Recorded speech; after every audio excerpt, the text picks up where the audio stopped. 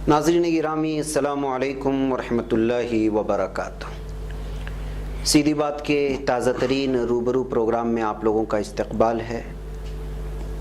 नाज़रीन, आज के हमारे रूबरू प्रोग्राम में हमेशा की तरह हज़रत मौलाना मक़सूद इमरान रशादी साहब दामत बरकातुहुम को आपके सामने पेश कर रहे हैं, जो कि शहर बेंगलुरु के सिटी जामिया मस्जिद के इमाम व ख़तीब हैं और मुख्तलिफ़ समाजी ख़िदमात में मुतहर्रिक रहते हैं, लेकिन गुमनाम रहते हैं।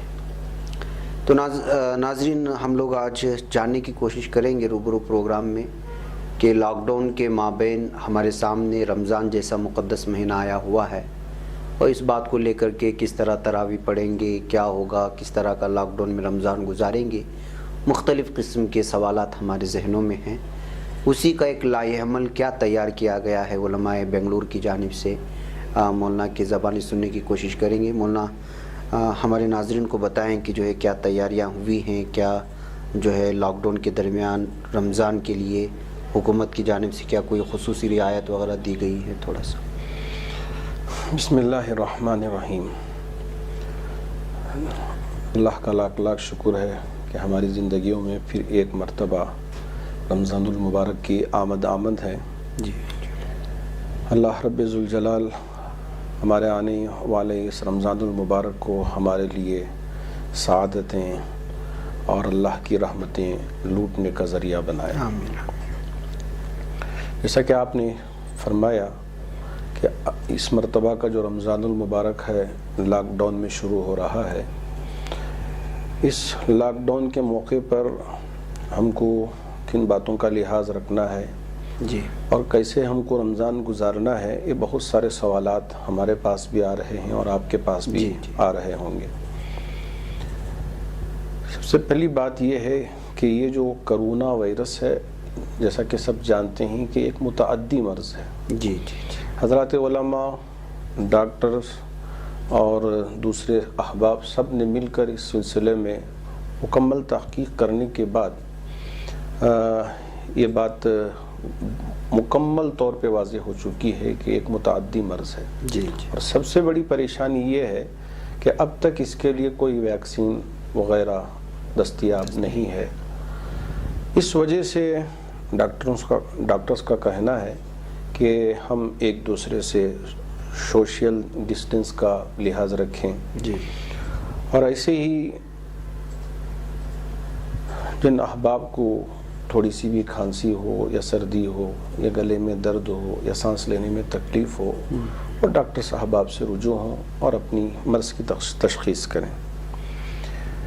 इन बीमारियों में हज़रात उलमा ने जी, मुत्तफ़क़ा तौर पे बैठ कर गौर व फ़िक्र किया अल्लाह के रसूल अलैहिस्सलातु वस्सलाम की इनायतें और इस सिलसिले में रहनुमाई क्या है। जी, आप अलैहिस्सलातु वस्सलाम एक मरतबा तशरीफ़ फरमा थे। कबीले बनु सक़ीफ़ के कुछ लोग आए बैत करने के लिए। आपने हर एक के हाथ को अपने हाथ में लिया, बैत फरमाया। एक शख्स के हाथों में जुज़ाम की बीमारी थी। जुज़ाम की जो बीमारी हुआ करती है वो भी मुतअद्दी बीमारी है। जैसे मेरे आका सल्लल्लाहु अलैहि वसल्लम की नज़र उसके यानी हमारे आने वाले सहाबी के हाथ पे पड़ी जी, तो आप अलैहिस्सलातु वस्सलाम ने दूर से ही इशारा फरमा दिया अच्छा, कि आपको हाथ मिलाने की ज़रूरत नहीं है, हाथ में हाथ देकर बैत करने की ज़रूरत नहीं है। बल्कि आपने आगे जो इरशाद फरमाया सही मुस्लिम की रिवायत है। जी, आपने जो आगे इरशाद फरमाया उसमें ये फरमाया कि आपको मेरे हाथ में हाथ देकर बैत करने की ज़रूरत नहीं है, ऐसे ही हमने आपकी बैत कर ली, बैत पूरी हो गई। जहाँ मुसाफा करना सुन्नत है आम दिनों में, जबकि कोई वबा की सूरत ना हो, ऐसे ही वबा की सूरत में मुसाफा न करना भी सुन्नत साबित हो गया। सही बात है। तो इसलिए मैं मुसलमानों से कहूँगा कि हम सोचते हैं कि हम ईमान वाले हैं, हमारा ईमान पुख्ता है, तो हमको डरने की ज़रूरत नहीं है। आइए हम मुसाफा भी करेंगे, गले भी मुआनक़ा भी करेंगे, गले भी लगाएंगे, डरने की ज़रूरत नहीं है। अल्लाह की ज़ात वो जो चाहती है वही होता है। जी हाँ, अल्लाह जो चाहते हैं वही होता है। अल्लाह के चाहने के बग़ैर न पत्ता दरख्त से नीचे गिर सकता है। सही बात, लेकिन एहतियात भी ज़रूरी है। دوسری بات یہ ہے کہ آپ علیہ الصلوۃ والسلام نے ارشاد فرمایا کہ کوئی بھی بیمار ہو سکتا ہے. ایسا نہیں ہے کہ میں عالم دین ہوں، میں مفتی ہوں، یا میں فلاں فلاں فلاں حافظ ہوں، قاری ہوں، اس لیے مجھے کوئی بیماری نہیں آئے گی. ایسا ہرگز نہیں ہے. بیماری میں حافظ بھی ہو سکتا ہے، عالم بھی ہو سکتا ہے، مفتی بھی ہو سکتا ہے، ڈاکٹر بھی ہو سکتا ہے، مالدار بھی ہو سکتا ہے، فقیر بھی ہو سکتا ہے، غریب بھی ہو سکتا ہے. جسے چاہے بیماری لگ سکتی ہے. یہ نہ سوچیں کہ میں یہ ہوں تو اس لیے نہیں لگے گا، ایسا نہیں ہے. اللہ مقدرات میں سے ہے، لیکن احتیاط کرنا اتنا ہی ہمارا حق ہے. بقیہ اللہ کے قبضے قدرت میں اللہ حفاظت کرنا چاہے. حفاظت ہماری ہوگی، اگر اللہ اس میں مبتلا کرنا چاہے تو وہ اللہ کے قبضے قدرت میں. تیسری چیز یہ ہے کہ ان بیماریوں کے ایام میں اللہ کے رسول علیہ الصلوۃ والسلام نے ارشاد فرمایا کہ تم اپنے گھر میں رہ جائیں، باہر نہ نکلیں. اب اگر گھر میں رہتے ہیں تو اپنے آپ کو وہاں محفوظ کر لیتے ہیں. آپ علیہ الصلوۃ والسلام نے ارشاد فرمایا اس پر ایک شہید کا اجر ملتا ہے. گھر میں محفوظ ہو گئے، بیماری آئے نہ آئے، دونوں صورتوں میں اگر ہم اپنے آپ کو بچاتے ہیں، اللہ کے رسول علیہ الصلوۃ والسلام نے ایک شہید کو جو ثواب اللہ عطا فرماتے ہیں وہی ایسے احباب کے لیے عطا کرتے ہیں. یہ ساری حدیثوں کو ہم سامنے رکھ کر یہ طے کر لیں کہ یہ سارے احتیاطی تدابیر یہ اللہ پر یقین رکھنے کے منافی نہیں ہے. تو ہم اللہ پر یقین بھی رکھیں، احتیاطی تدابیر پر عمل بھی کریں. ایک بات تو یہ ہوئی. دوسری بات یہ ہے کہ اب لوگ ہم سے پوچھتے ہیں کہ مولانا اب تک ہم امام کی اقتداء کرتے تھے، امام صاحب اللہ اکبر بولتے تو رکوع میں چلے جاتے، سمیع اللہ لمن حمیدہ کہتے تو رکوع سے اٹھ جاتے، پھر اللہ اکبر بولتے تو سجدے میں چلے جاتے، سجدے سے اٹھ جاتے، امام کے تابع تھے. اب ہم گھر میں رہتے ہیں، بہت سارے ایسے ہمارے مسلمان ہیں جن کو استغفار تک پڑھنا نہیں آتا، درود شریف تک پڑھنا نہیں آتا، چھوٹی چھوٹی سورتیں تک ان کو یاد نہیں ہیں. تو اب وہ احباب پریشان ہیں کہ اب ہم نماز پڑھیں تو کیسی نماز پڑھیں. ہمارے حضرات اکابر علماء سے میں نے دریافت کیا کہ ہمارے بہت سارے مسلمان بھائیوں کی یہ پریشانی ہے. اب یہ اس وجہ سے رمضان آ رہا ہے، جذبے میں ہیں کہ جو بھی ہو دیکھ لیا جائے گا، چلو ہم مسجد میں ہی نماز پڑھیں گے. اب ایسے احباب کے لیے ہم کیا پیغام دیں؟ حضرت مولانا ولی رحمانی صاحب جو جنرل سیکریٹری ہیں آل انڈیا مسلم پرسنل لا بورڈ کے، ابھی حضرت سے میری گفتگو ہوئی تو حضرت نے بھی فرمایا، اور دوسرے اکابر حضرات علماء سے بھی میری گفتگو ہوئی، سب نے فرمایا کہ جیسا بھی ہو سب گھر میں ہی رہیں، یہ میرے آقا صلی اللہ علیہ وسلم کی سنت ہے. اب ہم اگر پڑھنا نہیں جانتے تو میں ان احباب سے کہنا چاہوں گا کہ آپ یوٹیوب کے ذریعے چھوٹی چھوٹی صورتیں اپنے فون میں ڈال لیں، اسے بار بار سنتے رہیں، انشاءاللہ سنتے سنتے وہ صورتیں یاد ہو جائیں گی. ارے ہمارے یہ نوجوان بیکار کی جو چیزیں ہوتی ہیں اسے سن کر اسے یاد کر لیتے ہیں. یہ صورتیں بار بار اگر سنتے ہیں تو انشاءاللہ میں امید کرتا ہوں کہ کوئی مسلمان ایسا باقی نہیں رہے گا اگر اسے دیکھ کر پڑھنا بھی نہیں آتا، جب بھی وہ سنتے سنتے قرآن یاد کر لے گا. کیونکہ میں نے خود امریکہ میں دیکھا ہے وہ احباب جو 1.5 گھنٹے کی 2 گھنٹے کی ڈرائیو پر کار میں جاتے ہیں، وہ سورہ بقرہ یاد کر کے سورہ بقرہ یاد کر لیتے ہیں، سورہ آل عمران یاد کر لیتے ہیں، سورہ نساء یاد کر لیتے ہیں، بڑی بڑی صورتوں کو یاد کر لیتے ہیں. تو یہ چھوٹی صورتیں ہیں، کم از کم ان صورتوں کو آپ اپنے موبائل فون میں ڈال لیں، ڈال کر سنتے رہیں، انشاءاللہ یاد ہو جائیں گے. اب اگر یاد بھی نہیں ہوئی، جب بھی میرا رب نیت کو دیکھتا ہے، تڑپ کو دیکھتا ہے، جذبے کو دیکھتا ہے کہ آپ کس جذبے سے پڑھ رہے ہیں، کس تڑپ کے ساتھ نماز پڑھ رہے ہیں. آپ نے اگر جیسا امام کے پیچھے کھڑے ہو کے آپ ادا کر رہے ہیں، اللہ رب ذوالجلال کو وہ ادا پسند آ گئی. بس اگر ہم ریاکاری کے ساتھ نماز پڑھ رہے ہوں، جبکہ ہم بڑی بڑی صورتیں نماز میں پڑھ رہے ہیں، لیکن اگر ہمارے اندر ریاکاری ہو تو وہ ساری نماز ہمارے منہ پہ مار دی جائے گی. لیکن اگر یہ احباب ماشاءاللہ جذبے کے ساتھ نماز پڑھ رہے ہیں تو اللہ رب ذوالجلال قبول کرنے والے ہیں. جو پڑھنے والے ہیں وہ بھی ماشاءاللہ بہتر، جو نہ پڑھیں تو وہ بھی اگر سیکھنے کی نیت کریں، یاد کرنے کی نیت کریں، کرتے کرتے اگر اس طرح نماز نہ چھوڑیں، نماز کا وقت آ گیا۔ بہت سارے احباب گھروں میں شکایت آ رہی ہے چونکہ وہاں کوئی وقت متعین نہیں رہتا، اب پڑھیں گے اب پڑھیں گے اب پڑھیں گے، جیسا وہ صحابی غزوہ تبوک میں جانے کے لیے اب جائیں گے اب جائیں گے، جاتے جاتے اللہ کے رسول علیہ الصلوۃ والسلام واپس آ گئے تو ان کا جو حکم ہوا تھا بس یہی کہ ان کی بھی نمازیں چھوٹ جاتی ہیں۔ میں سب سے یہی کہنا چاہوں گا کہ آپ جیسا مسجد میں نماز کے لیے ایک وقت متعین ہوتا ہے، ایسا ہی چارٹ تیار کر کے ہر مسلمان اپنے گھر میں ایک چارٹ لگا لے کہ فجر کی نماز اس وقت میں ادا ہوگی، اس سے پہلے تیاری کر لیں، برابر اس وقت میں آپ نماز ادا کروا دیں، ظہر کی نماز، عصر کی نماز، مغرب کی نماز، عشاء کی نماز۔ تو یہ فرض نمازوں کا نظام اپنے گھروں میں اگر اس طرح ہم بنا لیتے ہیں، مرد کی نماز بھی وقت پر ادا ہو جائے گی، بچوں کی نماز بھی وقت پر ادا ہو جائے گی، اور عورتوں کی نماز بھی وقت پر ادا ہو جائے گی، پھر وہ چھوٹنے اب تب کا مسئلہ ہی باقی نہیں رہے گا۔ اب رہی بات، چونکہ رمضان میں تراویح کا بھی مسئلہ آتا ہے، جی بہت سارے احباب مجھ سے پوچھ رہے ہیں کہ اب تراویح میں ہم کیا کریں، اس لیے کہ اب تک سنتے آ رہے ہیں، ہم پہلی صف میں کھڑے ہو کے قرآن کو سننے کی تیاری کرتے تھے اور ماشاءاللہ ہماری عادت رہی ہے، اب کیا کریں؟ اور بہت سارے احباب ماشاءاللہ پورا قرآن سنتے آ رہے ہیں، اب لاک ڈاؤن کی صورت ہے، کیسا کریں؟ جی ہاں، آپ سب کے جذبے کو میں سلام کرتا ہوں، صحیح، بالکل جذبہ رکھنا چاہیے، شوق ہونا چاہیے۔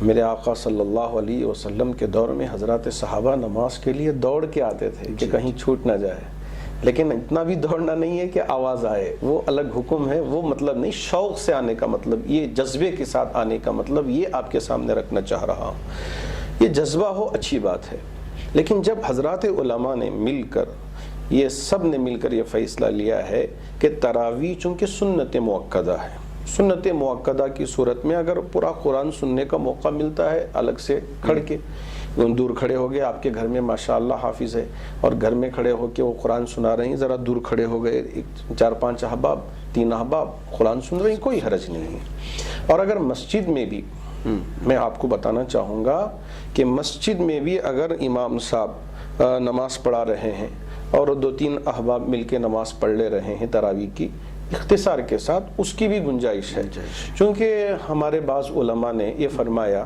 کہ اگر مسجد میں تراویح کی نماز ہو رہی ہو اور باہر کے لوگ جو گزرنے والے ہیں دور سے ہی صحیح، اب ان کو دیکھنے کا اتفاق ہو گیا تو ان کے اندر بھی جذبہ ہو جائے گا، ارے تراویح کی نماز ہو رہی ہے، رمضان ہے، ہم کیسے باہر رہ جائیں، نہیں چلو آہستہ سے ہم پیچھے کے دروازے سے چلے جائیں گے، تو اب کہیں صف لمبی نہ ہو جائے، اب آئیں گے تو ہم اگر روکیں گے تو پھر کہیں گڑبڑ نہ ہو جائے، لڑائی جھگڑے کی صورت پیش نہ آ جائے۔ اس وجہ سے حضرات علماء نے اور خاص طور پر امیر شریعت دامت برکاتہم نے فرمایا کہ اختصار کے ساتھ تراویح پڑھ لیں، اگر نہ ہو تو ممکن نہیں ہے تو امام صاحب بھی اپنے گھر میں جا کر پورا قرآن نماز میں پڑھیں۔ ایک تو تراویح کا مسئلہ یہ ہوا، چونکہ ہم حفاظ ہیں، ہمارا قرآن پختہ ہونا چاہیے، پکا ہونا چاہیے، یہ نہیں ہے کہ ہم صرف تراویح میں پڑھیں گے تو ہمارا قرآن پکا رہے گا۔ بعض احباب کے ذہنوں میں یہ ہوتا ہے کہ اگر اس سال تراویح نہ سنائیں، آئندہ سال اب ہم کیسے تراویح سنائیں گے، اس لیے کہ ہمت نہیں ہوتی، قرآن چھوٹ جاتا ہے، اس سال سنا نہیں پائے۔ میں آپ سے کہنا چاہوں گا کہ میرے آقا صلی اللہ علیہ وسلم کے زمانے میں آپ علیہ الصلوۃ والسلام رات میں کھڑے ہو کر قرآن شریف کی تلاوت کرتے، سورۃ البقرہ، سورۃ آل عمران، سورۃ النساء، سورۃ المائدہ۔ آپ میں بھی یہی ہمت ہونا چاہیے کہ آپ ایسا قرآن پڑھیں کہ قرآن پڑھتے چلے جائیں، پڑھتے چلے جائیں۔ اگر آپ روزانہ 2 پارے، 3 پارے، 1 پارہ، جتنا آپ کے لیے ممکن ہو تہجد میں پڑھیں، صحیح بات۔ اگر آپ کے لیے ممکن ہو تو ایک دن کو 1 قرآن شریف ختم کر لیں، کوئی مشکل نہیں۔ حضرت عثمان غنی کعبۃ اللہ میں آتے، مطاف میں آ کے رکعت باندھتے، اللہ اکبر، سورۃ الفاتحہ، سورۃ البقرہ پڑھتے پڑھتے پڑھتے جب فجر کی اذان ہوتی تو آپ کا قرآن بھی ختم ہو جاتا، قل اعوذ برب الناس ملک الناس پڑھ کے آپ پورا قرآن بھی ختم کر لیتے تھے۔ ایک رات میں قرآن ختم کرنا ہمارے حضرات صحابہ کی بھی عادت رہی ہے، اور ہمارے اولیاء اللہ کی بھی عادت رہی ہے، اور ہمارے اکابرین کی بھی عادت رہی ہے۔ آپ شوق سے پڑھیے، حفاظ کا قرآن بھی مضبوط رہے گا، محفوظ رہے گا۔ اور یہ قرآن کا مہینہ ہے، رمضان کا جو مہینہ ہے وہ قرآن کا مہینہ ہے، تو اس لیے قرآن کثرت سے پڑھا کریں۔ اب یہ رہی بات حافظوں کی۔ اب وہ احباب جو حافظ نہیں ہیں، چونکہ گھر میں ہیں، جیسے اور دنوں میں ذکر و اذکار ہم کثرت سے کرتے ہیں کہ وہ ذکر کرنا چاہیے، یہ ذکر کرنا چاہیے، لیکن رمضان کا مخصوص ذکر یہ ہے کہ ہم قرآن کی تلاوت کریں، جتنا ہو سکے۔ ہمارے جتنے بھی اکابر حضرات ان کے گھروں کا معمول رہا ہے کہ عورتیں روزانہ ایک ایک دو دو قرآن ختم کر لی، صبح سے شام تک یہ قرآن، اور پھر شام میں یہ قرآن، تو پورے 60 قرآن ان کے مکمل ہو جاتے تھے پورے 30 دنوں کے اندر ماشاءاللہ۔ تو عورتوں کو بھی چاہیے گھروں کے اندر خوب کثرت سے قرآن کی تلاوت کریں۔ مردوں کو بھی چاہیے کہ اب گھر میں ہی آپ رہتے ہیں اور آپ کے پاس کوئی ہیلا نہیں ہے کہ میں بزنس کو جانا ہے، میں فلاں کام کرنا ہے، اب آپ گھر میں رہتے ہیں، شوق سے قرآن بیٹھ کے پڑھیں، پورا وقت قرآن شریف کی تلاوت میں لگا دیں، دیکھیں کہ آپ کی زندگی میں کیسی برکت آئے گی، کیسی نورانیت آئے گی۔ مطلب میں یہ سوچ رہا تھا، ایک ذہن میری بات آ رہی تھی کہ اگر کسی کو حافظ نہیں ہے، مثال کے طور پر بعض ہمارے یہاں پہ اکثر لوگ ایسے ہوتے ہیں جن کو کم سے کم 10 صورتیں تو یاد ہوتی ہیں۔ اب وہ تراویح 2 سنتیں الگ ہیں، ایک تو قرآن پڑھنے، ایک قرآن سننے کی سنت ہے، ایک تراویح پڑھنے کی سنت ہے، دونوں الگ ہیں، اسی وجہ سے تو اب ایک صرف تراویح کی تو سنت ادا ہو جائے کہ آدمی جو ہے اپنے گھر میں جماعت کرے، 20 رکعت نماز پڑھے، 19 صورتوں کو دہراتے رہے، بالکل ہو جائے گا یہ بھی۔ وہ احباب جن کو صرف 10 صورتیں یاد ہیں، علم ترا سے لے کے سورۃ الناس تک 10 صورتیں ہوتی ہیں، پہلی 10 رکعتوں میں 10 صورتیں پڑھ لیں، پھر آخر کی 10 رکعتوں میں پھر وہی صورتوں کو لوٹا لیں، نماز ہو جائے گی۔ ایک سنت تو ادا ہو ہی جائے گی، سنت تو ادا ہی ہو جائے گی، گھر میں بہت آرام سے بھی پڑھ سکتے ہیں، اتنا تو کم سے کم اگر قرآن کا تھوڑا حصہ یاد ہے تو وہ پڑھ لیں، اگر یاد نہیں ہے تو کم از کم سورۃ الفیل سے لے کر سورۃ الناس تک 2 مرتبہ آپ لوٹا لیں تو آپ کی تراویح کی نماز مکمل ہو جائے گی۔ تو یہ بہت آسان ہے، لیکن اگر کسی کو یاد ہی نہیں ہے، 10 صورتیں بھی یاد نہیں ہیں، تو کیا وہ تراویح چھوڑ دیں؟ تو میں ان احباب سے بھی کہنا چاہوں گا، جیسا امام کے پیچھے کھڑے ہو کے آپ قرآن سنتے تھے، ایسا ہی اسی طرح کے ساتھ آپ نماز ادا کریں۔ ان لوگوں کو بھی کم سے کم آخری درجے میں سورہ قل هو اللہ احد، قل اعوذ برب الناس تو یاد ہوگا ہی، نہ آتے نہ تو یاد رہے گا، تو یہ اسی دورے کو دہراتے رہیں، اسی کو پڑھتے رہیں، یہ بہت آسان کام ہے۔ شریعت جو ہے بہت آسان ہے، لا یکلف اللہ نفسا الا وسعها، بہت آسان ہے، تو اس لیے شریعت پر عمل کر لیتے ہیں تو ان کے لیے نماز۔ اب اسے مسئلہ بنانا کہ میری سنت چھوٹ رہی ہے، نہیں مجھے جانا ہی ہے، میں وہیں جا کے پڑھنا ہے، تو یہ مناسب نہیں ہے۔ اور اب رہی بات روزے کی، روزہ جو ہے، جو اگر بیمار ہے تو سخت بیماری ہے، اب بیماری بڑھ جانے کا اندیشہ ہے، تو ایسی صورت میں ان احباب کے سلسلے میں رخصت ہے کہ جی ہاں بیمار ہیں تو آپ بعد میں روزہ رکھ لیں، اگر بعد میں بھی روزہ رکھنے کی طاقت نہیں ہے تو ایسے شیخ فانی کے لیے فدیہ دینے کا بھی حکم دیا گیا ہے۔ لیکن بعض وہ احباب جن کو تھوڑی سی شوگر رہتی ہے، اب وہ سوچتے ہیں کہ بھئی مجھے شوگر رہتی ہے، اب میری شوگر ڈاؤن ہو جائے گی تو اب پھر طبیعت خراب ہو جائے گی تو میں کیا کروں، تو اس لیے روزہ ہی چھوڑ دیتے ہیں۔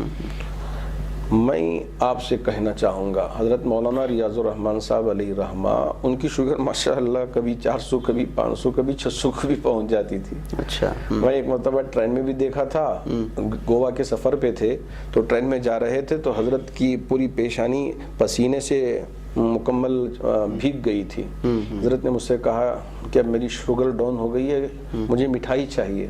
اچھا، میں پوری ٹرین میں دوڑتا رہا، 5ویں ڈبے میں رات کے 2 بجے کا وقت تھا، تو وہاں مجھے مٹھائی، کوئی آدمی شکر کی وہ برفی کھا رہا تھا، میں نے اس سے گزارش کی بھی برفی دو، تھوڑی برفی چاہیے، تو اس نے برفی دیا، تو وہ لے کر دوڑتے ہوئے پھر حضرت کے پاس جا کر دیا۔ حضرت نے کھانے کے بعد ماشاءاللہ ان کی طبیعت سنبھلی۔ تو یہ حضرت کو شوگر رہی، لیکن میں نے خود اپنی آنکھوں سے دیکھا، اپنی زندگی میں دیکھا، حضرت نے کبھی ایک روزہ بھی ترک نہیں فرمایا۔ ماشاءاللہ حضرت تو کڈنی ٹرانسپلانٹ تھے, کڈنی آپ کی بدلی گئی تھی, اچھا, اس کے باوجود آپ نے کبھی روزہ نہیں ترک کیا اپنی پوری زندگی میں. تو میں ہمارے وہ احباب جن کو شوگر ہے یا کچھ ایسے چھوٹے چھوٹے امراض ہیں جو زندگی میں ہمیشہ ان کے ساتھ لگے ہوئے ہیں, آپ اپنے ڈاکٹر سے مشورہ کر لیں, ذرا وہ لے لیں, تو اس حساب سے اگر مینٹین کر لیتے ہیں کہ سحری کے وقت میں کون سی دوا لینا ہے, افطار کے وقت میں کون سی دوا لینا ہے, اگر یہ آپ مینٹین کر لیتے ہیں تو آپ کا روزہ بھی پورا ہو جائے گا انشاءاللہ. ہاں اگر جان کے جانے کا خطرہ ہے تو آپ کو روزہ مکمل کرنے کی ضرورت نہیں, روزہ چھوڑ دیجئے, توڑ دیجئے, اس کی بھی شرعاً اجازت ہے. اب اسے رکھ کر کے کیا ہو جائے گا, روزے ہی کو چھوڑ دینا, ڈینگے مار دینا, یہ مناسب نہیں ہے. تو یہ روزہ رکھنے کی بھی چیزیں ہیں, اور روزہ رکھنے کے بھی بہت سارے احکامات ہیں کہ روزہ بھی رکھ رہے ہیں, جھوٹ بھی بول رہے ہیں, روزہ بھی رکھ رہے ہیں, بیوی پہ ظلم بھی کر رہے ہیں, روزہ بھی رکھ رہے ہیں, ماں باپ کو بھی ستا رہے ہیں, روزہ بھی رکھ رہے ہیں, بچوں پہ بھی ظلم ڈھا رہے ہیں. نہیں, روزہ یہی ہے کہ صرف ہم کھانے پینے سے رک جائیں, بقیہ پورے کام کرتے رہیں, ڈنڈی مارنے کے کام کرتے رہیں, یہ مطلب نہیں ہے روزے کا. روزے کا مطلب یہ ہے کہ ہم اپنے آپ کو جھوٹ سے بھی بچائیں, اپنے ہاتھ کو بھی ظلم ہونے سے روکیں, جب جا کر روزہ صحیح ہوگا. بس روزہ ہم رکھ لیتے ہیں اور بقیہ پورا کام ہم کرتے رہتے ہیں, تو ہمارے روزہ رکھنے کا کوئی مطلب نہیں رہا. تو یہ, اور تیسری بات میں یہ کہنا چاہوں گا کہ تہجد پڑھنے کا ہر دن اہتمام کریں. ایک دن بھی تہجد ناغا نہیں ہونا چاہیے, چاہے حافظ ہوں چاہے غیر حافظ ہوں, ہر دن. اور رات میں خاص طور پر دعاؤں کا اہتمام کریں, ہر دن دعا کریں. اگر ویکسین بن جاتی ہے تو پھر کوئی مسئلہ ہی نہیں ہے, مسجدیں بھی آباد ہو جائیں گی. بعض لوگ یہ سوچ رہے ہیں کہ ہم کو مسجد میں آنے سے روکا جا رہا ہے, میں بہت ہی درد کے ساتھ یہ کہہ رہا ہوں کہ حضرات علماء نے بس ایسے ہی فیصلہ نہیں لے لیا, دل پہ پتھر رکھ کر انہوں نے بہت مجبوری کے عالم میں یہ فیصلہ لیا ہے, چونکہ یہ بیماری متعدی ہے, پھیلنے والی بیماری ہے, اور حکومت کے طرف سے بھی احکامات ہیں, ہم اس کا بھی لحاظ رکھنا ہے. تو اس وجہ سے اگر یہ مرض کے لیے دوا تشخیص ہو جاتی ہے تو جب جا کر کوئی ڈرنے کی ضرورت نہیں, کوئی پریشان ہونے کی ضرورت نہیں ہے. انشاءاللہ ہم آرام سے مساجد میں آ کے نماز پڑھ سکتے ہیں, کوئی رکاوٹ نہیں ہے. آپ حکومت کے اس پیغام میں بھی دیکھیں گے کہ ڈیٹ ڈالی گئی ہے کہ اس تاریخ سے لے کر اس تاریخ تک ہی, بعد میں چل کر آپ جیسا عبادت کرنا چاہیں عبادت کر سکتے ہیں, کوئی رکاوٹ نہیں. اور بعض جگہ ہم نے دیکھا کہ جب کوارنٹین میں رکھنے کے لیے احباب سے گزارش کرتے ہیں, چونکہ آپ کے پڑوس میں یا آپ کے رشتہ داروں میں پازیٹیو پایا گیا ہے, اس لیے آپ 14 دنوں تک کوارنٹین میں رہیں. وہ احباب سوچتے ہیں کہ اب وہاں جائیں گے تو اب ہمارا کیا ہوگا, ہم کو روم میں بند کر دیا جائے گا, اور کھانا بھی دروازہ کھول کے ڈال کے چلے جائیں گے, تو اب ہم کو جانا نہیں ہے, چھپتے پھرتے رہتے ہیں. یاد رکھیں کہ اگر خدا نخواستہ آپ کے لیے پازیٹیو ہو تو آپ بھی اس مرض کی وجہ سے کہیں خطرے میں نہ پڑ جائیں, اور ساتھ ساتھ آپ اپنے گھر والوں کو بھی خطرے میں نہ ڈال رہے ہیں. صحیح بات ہے. تو اب چاہیے کہ آپ ڈاکٹروں کا مشورہ مانیں, یہ آپ کو جبرن لے کر نہیں جا رہے ہیں, اس میں آپ کی بھی حفاظت ہے اور آپ کے گھر والوں کی بھی حفاظت ہے. بعض احباب کے دلوں میں یہ شک و شبہ ہے کہ صرف مسلمانوں کو پکڑ کے لے کے جا رہے ہیں, اور مسلمانوں کی ہی ٹیسٹنگ ہو رہی ہے, اور غلط رپورٹ بھی دے دیا جا رہا ہے. ہمارے ایک ڈاکٹر ہیں جو ڈاکٹر صادق صاحب ہیں, سرجن ہیں ہارٹ کے, جے دیوا ہاسپٹل میں, وہ اور ہمارے حکومت کے محمود شریف صاحب, ڈاکٹر محمود شریف صاحب ہیں, ان دونوں سے اور بھی کئی ڈاکٹروں سے میں نے اس سلسلے میں مشورہ لیا, کیونکہ مجھے بھی پتہ نہیں ہے, لوگوں کی باتیں سامنے آئی تو میں نے سوچا کہ ان کے سامنے یہ بات رکھوں, میں نام لے کے کہہ رہا ہوں. تو انہوں نے کہا کہ یہ کوئی ٹیسٹنگ اور اس کی رپورٹ حکومت کے یہاں کی سرکار کے طرف سے دی جانے والی رپورٹ نہیں ہے, WHO ورلڈ ہیلتھ آرگنائزیشن کے طرف سے جو ہدایات جاری کی گئی ہیں, ان ہدایات کے حساب سے ہی وہ رپورٹ چیک بھی کرنا ہے اور اس کی رپورٹ دینا بھی ہے. اگر خدا نخواستہ یہاں کے لوگ کچھ کمی بیشی کر دیے, کچھ اوپر نیچے کر دیے, اور آگے چل کر وہاں WHO کو اگر یہ رپورٹ ملتی ہے تو ان کی سرٹیفکیٹ ضبط ہو سکتی ہے اور ان کی پوری زندگی تباہ ہو سکتی ہے. डॉक्टर्स के लिए भी आसान नहीं है कि चलो कोई भी रिपोर्ट दे दें, अब मुसलमान है तो इसे पकड़ कर पॉजिटिव कर दें, अब इसको क्वारंटीन कर दें। ये ऐसा हरगिज़ नहीं है। मैं मुसलमान भाइयों से बड़े ही अदब के साथ पूरी तहकीक करने के बाद ये बात आपके सामने रखने जा रहा हूँ कि आप ज़रा भी न डरें और ये ना समझें कि ये पकड़ के पॉजिटिव की रिपोर्ट दे रहे हैं, वो हो रहा है, ये हो रहा है। हम ऐसी चीज़ों में हरगिज़ ना पड़ें, ये सारी अफवाहें हैं। हमारे मुसलमान डॉक्टर्स, बोरिंग हॉस्पिटल में भी मुसलमान हमारे डॉक्टर्स हैं, विक्टोरिया हॉस्पिटल में भी मुसलमान डॉक्टर्स हैं, राजीव गांधी हॉस्पिटल में भी मुसलमान डॉक्टर्स हैं, और ऐसे ही डॉक्टर CV रामन नगर में जो हॉस्पिटल है वहाँ भी मुसलमान डॉक्टर्स हैं। इन सब से मशवरा करने के बाद मैं पूरी पुख्तगी के साथ आपके सामने रख रहा हूँ कि यहाँ कोई डरने की ज़रूरत नहीं है। आप जाएं, आप अपना इलाज करवा लें। अगर वाक़ईतन कोई मसला नहीं है तो आप नेगेटिव, कई एक अहबाब जो मुसलमान हैं, बड़े बड़े अहबाब हैं, उनका भी खून लेके टेस्ट करवाया गया। वो पहले सोच रहे थे कि हमारी टेस्टिंग का क्या होगा, कि कहीं खुर्द-बुर्द ना हो जाए, कहीं आगे पीछे ना हो जाए, तो वो भी डर रहे थे। मुझसे फ़ोन करके पूछ रहे थे, मैंने कहा तसल्ली रखें। फिर अब उनकी नेगेटिव आ गई तो वो ले कि अब नहीं, ये सच्ची खबर है। अगर नेगेटिव आती है तो सच्ची खबर है, अगर पॉजिटिव आ गई तो बस अब हम उनको बदनाम करना शुरू कर देते हैं। ये भी नहीं होना चाहिए। तो इन सारी चीज़ों का लिहाज रख कर अगर हम इन आने वाले दिनों में अपने आप को सामने करते हैं और अपने आप को इसमें ढाल के ज़िंदगी गुजार लेते हैं तो इंशाअल्लाह उम्मीद है कि इससे हम भी महफूज रहेंगे और दूसरों को भी हम महफूज कर सकेंगे इंशाअल्लाह ताला। बहुत सारी तफसीलात मौलाना ने रखी। मौलाना आखिर ये एक सवाल करता हूँ मैं आपसे, ईद का क्या है, क्या यहाँ की इसमें है? चूँकि 3 मई तक लॉकडाउन का ऐलान हुआ है, 3 मई के करीब में या उसके बाद में हज़रात उलमा बैठेंगे, देखेंगे कि क्या फिर रमज़ान के लिए हुकूमत की तरफ से इजाज़त मिल जाएगी। अगर इजाज़त मिलती है तो हम नमाज मसाजिद में अदा करेंगे, बकिया तरावी भी मसाजिद में अदा करेंगे। तो उसके बाद ईद का और एतिकाफ़ का मसला है। इसी वजह से न तो मैं एतिकाफ़ का जिक्र किया, न तो मैं ईद उल फितर का जिक्र किया। हालात जैसे आ रहे हैं उस हिसाब से हज़रात उलमा और पूरे डॉक्टर से गुफ्तगू करने के बाद ये फैसले लिए जा रहे हैं। अब हम जल्दी में ना पड़ जाएं कि अब एतिकाफ़ का क्या होगा, आखिरी अशरे में हमारी इबादतें क्या होंगी, फिर ईद उल फितर का क्या होगा। मैं आवाम से भी कहना चाहूँगा कि बतदरीज अगर यकीन रखें अल्लाह की ज़ात पे, अगर ये बीमारी दूर हो गई, कोई दवा आ गई, वैक्सीन आ गई और ऐलान हो गया कि अब ये लॉकडाउन भी नहीं है, सारे इबादत खाने खोल दिए जाएंगे, अब इज्तिमा भी हो सकता है, जुड़कर आप इबादत करें, जो चाहे कर सकते हैं। ये इस तारीख से लेकर इस तारीख तक मुतय्यन किया गया है हुकूमत की तरफ से। आप हुकूमत का जो सर्कुलर नामा है उठाकर देख लें, उसमें बाकायदा तारीख दर्ज है। तो इस वजह से मुसलमान जल्दबाजी में कुछ भी फैसले ले लें और अपने तौर से ये कर लें तो ये मुनासिब नहीं है। एक और बात भी मैं आपसे कहना चाहूँगा, बहुत सारे अहबाब सोच रहे हैं कि हम फलां हाफिज़ को पकड़कर हमारे पूरे घराने को लेकर तरावी शुरू कर लेंगे, अपार्टमेंट में कर लेंगे, वो जगह कर लेंगे, ये जगह कर लेंगे। जब शरीयत आपको मुकल्लफ नहीं बनाया है तो इतनी तकलीफ लेके वहाँ से हाफिज़ साहब आ रहे हैं, फिर उनको पकड़े, कोई मार दिए, अब पुलिस की तरफ से ज़्यादती हो गई तो फिर उसके बाद फिर उस पर वावेला हो रहा है सब। ये क्यों हम अपने आप को इन झमेलों में डालें, फिर उसके बाद रोना शुरू कर दें। बाज़ अहबाब कह रहे हैं कि नहीं, हमने एक हाफिज़ साहब को तय कर लिया है, वो हाफिज़ साहब हमारे घर आएंगे, नमाज़ पढ़ाएंगे। अगर खुदा ना खास्ता रास्ते में किसी क्या कहते हैं जहरीला अपने अंदर रखने वाला पकड़ के उसने पीट दिया, या पुलिस ही ने पकड़ के उनको पीट दिया, अब पूरे चैनलों के अंदर दिखा जाएगा कि हाफिज़ साहब जा रहे थे, पुलिस की तरफ से ज़्यादती हो गई।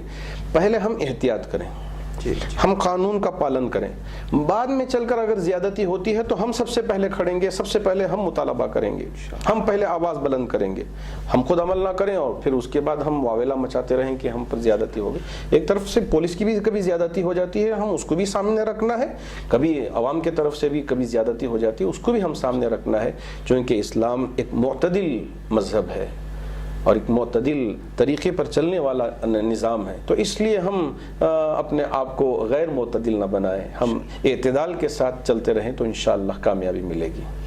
सर एक और भी मसाइल हैं। ज़ाहिर सी बात है कि हमारे बहुत सारे मदारिस और बहुत सारे मसाजिद जो है रमज़ान के महीने में ही उनका जो है सारा कुछ आप जानते ही हैं। ऐसे हालात में मदारिस के लोग भी, इंतज़ामिया कमेटी भी बड़ी परेशान है, کہ ظاہر سی بات ہے کہ مساجد میں اعلان ہوتے تھے اور لوگ زکوٰۃ صدقہ نکالتے تھے. ایسے ہمارے بہت سارے دنیا بھر کے مدارس کا نظام جو ہے رمضان پر مشتمل تھا.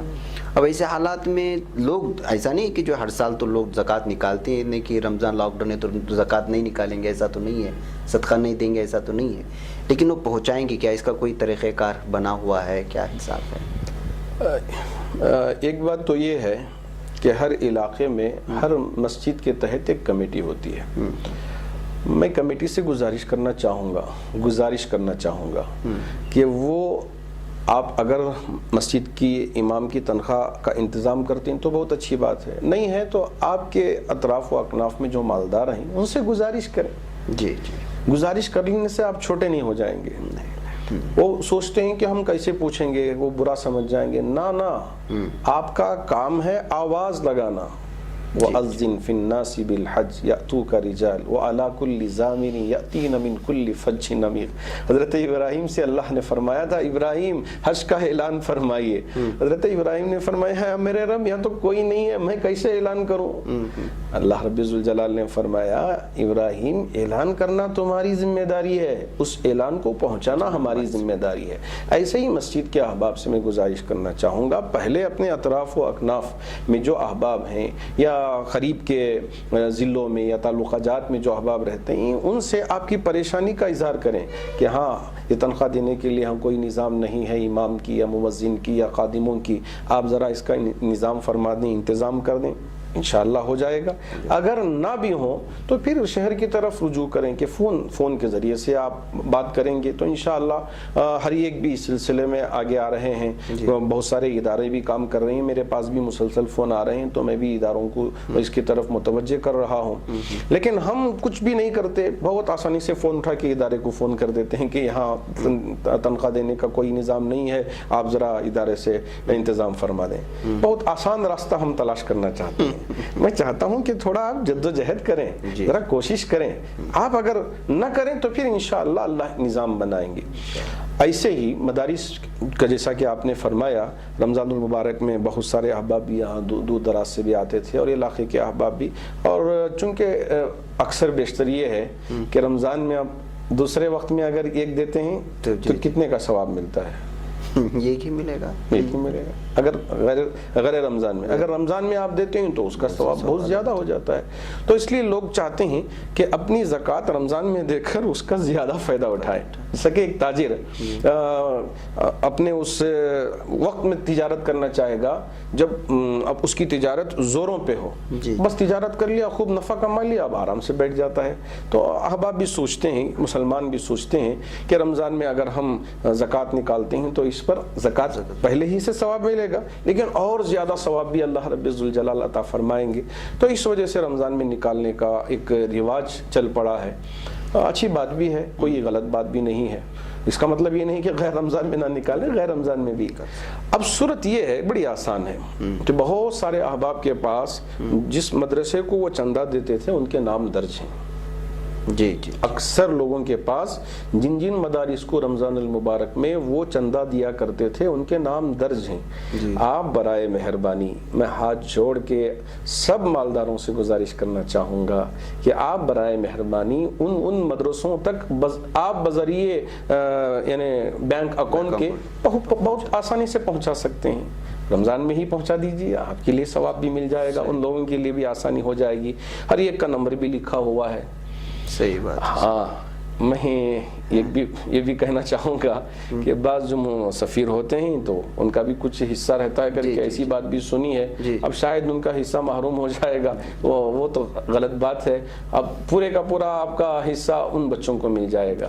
ان کا بھی خیال رکھنا چاہیے مدارس کی جانب سے، مدارس کی طرف سے سفرا کا خیال رکھیں، وہ الگ بات ہے. لیکن اس میں پرسنٹیج نکالنا وہ میری سمجھ سے باہر ہے، مجھے وہ سمجھ میں ہی نہیں آیا آج تک.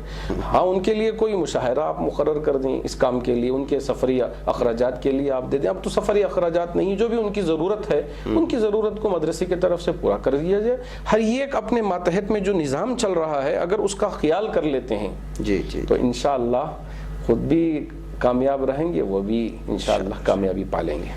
بہت بہت شکریہ مولانا، بہت ساری باتیں آج آپ نے رکھی جو اہم ترین سوالات تھے انشاءاللہ. تو ناظرین آپ نے دیکھا کہ دیکھیے آپ اس غلط فہمی میں نہ رہیں کہ مسجد میں نماز نہیں ہو رہے تو مجھے لیے 20 رکعت تراویح کی معاف ہو گئی، یا اس غلط فہمی میں نہیں یار کوئی اور ایک عقیدہ ہے جو 8 رکعت میں ہی آپ کام مکمل کر لیں گے، ایسا نہیں ہے۔ گھر میں آپ کو 20 رکعت پڑھنا ہے، آپ تنہائی کیوں نہ ہو، اگر آپ کو 2 سورتیں یاد کیوں نہ ہو۔ قرآن مولانا نے صاف طور پہ کہہ دیا ہے کہ قرآن سننا سنت ایک سنت ہے، تراویح 20 رکعت ادا کرنا یہ سنت الگ ہے۔ اگر آپ کو کوئی قرآن نہیں سنا رہا ہے امام تو آپ وہ سنت بعد میں خود پڑھ کر کے یا کہیں سے بھی سن کر کے ادا کر سکتے ہیں، وہ ایک سنت مکمل ہو گئی۔ 20 رکعت میں اگر 2 سورتیں بھی یاد ہیں، قل واللہ احد سمجھ لیں، قل اعوذ بالفلق اور الحمدللہ، ہم کو تو رکوع کی تسبیح یاد ہے، تحیات یاد ہے، سجدہ بھی یاد ہے، ساری چیزیں ہیں، تو آپ اسی کو دہراتے رہیں۔ سورہ فاتحہ پڑھ لیا، قل واللہ پڑھ لیا، 1 رکعت ہو گئی، پھر اٹھ گئے سورہ فاتحہ پڑھ لیا، قل اعوذ بالفلق پڑھ لیا۔ اگر نہیں صرف یہ کی ہے، چلو 3 آیتوں والی، انا اعطیناک الکوثر، 3 آیتیں ہیں، یا قل واللہ احد، اس میں چھوٹے یاد ہوتی ہے سب، وہ ایک ہی آپ سورہ بار بار دہرا سکتے ہیں۔ شرط یہ ہے کہ آپ 20 رکعت اسی دہرا کر کے نماز پڑھیں، ایسے نہیں کہ ایک سورہ کے بعد بہت ساری صورتیں یاد رہنا ضروری ہے۔ بہت سارے مجھے بھی کال آئے، میں چاہا کہ مولانا کے منہ سے بلواؤں، میں بھی یہ وضاحت کر دیا ہے کہ 20 رکعت تو پڑھنا ہی ہے، گھر میں ہو جہاں بھی ہو پڑھنا ہی ہے، چھوڑنا نہیں ہے۔ ٹھیک ہے، چلیے مجھے مولانا کو اجازت ہے، انشاءاللہ پھر ملاقات ہوگی۔ السلام علیکم ورحمۃ اللہ وبرکاتہ۔